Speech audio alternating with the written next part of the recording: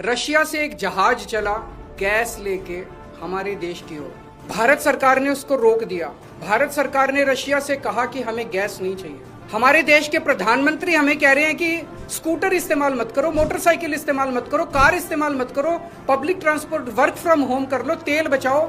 Russia हमें तेल दे रहा है, हमें गैस दे रहा है, कह रहे हैं हम तेरे से नहीं खरीदेंगे। क्यों नहीं खरीदेंगे? ट्रंप ने मना किया है। तो मोदी जी ट्रंप के सामने क्यों झुके हुए हैं? 140 करोड़ लोगों का हित जरूरी है कि ट्रंप जरूरी है? मोदी जी की क्या मजबूरी है कि ट्रंप के सामने झुके हुए? मोदी जी ट्रंप की बात क्यों मान रहे हैं?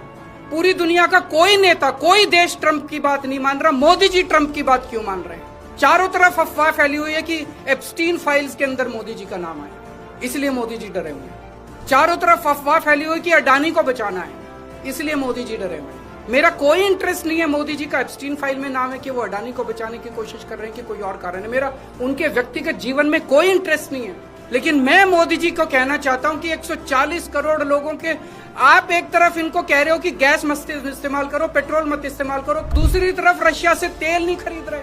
मोदी जी, मैं नहीं जानता आपके क्या व्यक्तिगत कारण है, लेकिन अगर आप अपने व्यक्तिगत प्रेशर को झेलने की क्षमता नहीं रखते हैं तो इस्तीफा दे दीजिए। 140 करोड़ लोग, बहादुर लोगों का देश है ये, जिसने बड़ी बड़ी कुर्बानियां दी हैं। हमारे देश में ऐसे बहुत लोग हैं जो ट्रंप को उसकी जुबान के अंदर जवाब देंगे, ट्रंप के सामने खड़े होकर उसकी आंखों से आंखें मिला के ट्रंप को जवाब देने की हिम्मत रखते हैं हमारे देश में। ऐसे व्यक्ति को प्रधानमंत्री बनाएंगे हम, जो ट्रंप को उसकी भाषा में जवाब दे। आज मोदी जी 140 करोड़ लोग आपसे फरियाद करते हैं, अभी तुरंत इसी वक्त रशिया से तेल खरीदना शुरू कीजिए, रशिया से गैस खरीदनी शुरू कीजिए और बंद कीजिए ट्रंप की गुलामी करना। हमारा देश महान देश है। बड़ी शर्म आती है, बड़ी दुख होती है, बड़ी कौफ्त होती है जब इतने बड़े महान देश का प्रधानमंत्री ट्रंप के सामने गिड़गिड़ाता है, उसके सामने झुक जाता है।